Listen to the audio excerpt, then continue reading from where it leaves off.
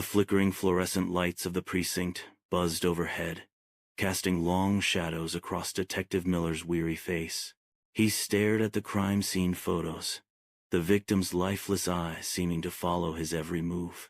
This case, the brutal murder of renowned philanthropist Arthur Blackwood, was unlike anything he'd encountered in his 20 years on the force.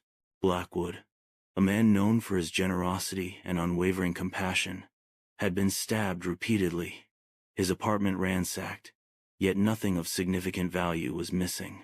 The only clue, a single, blood-stained playing card, the Queen of Spades, left carelessly on the victim's chest. The initial investigation yielded little. Blackwood had no known enemies, his life seemingly devoid of malice or conflict. Neighbors described him as a quiet, unassuming man, always ready with a kind word or a helping hand.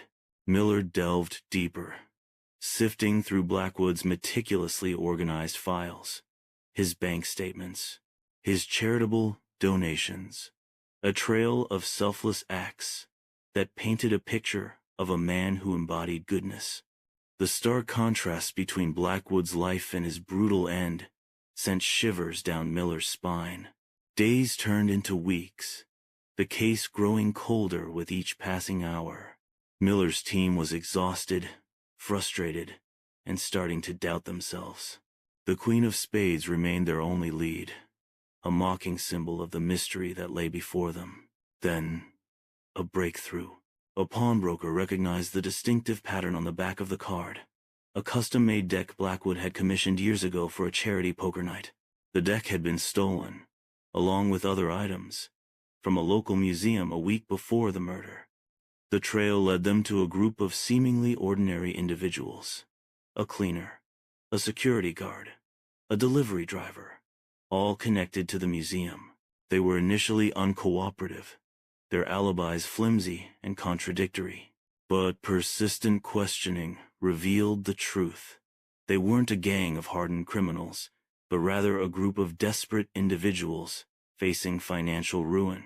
They had planned to sell the stolen items, but the museum's insurance covered the loss, rendering their heist useless. Seeing Blackwood's name on the charity donation list, they had wrongly assumed he was wealthy and targeted him, believing he'd have more valuable items in his apartment. The Queen of Spades wasn't a clue.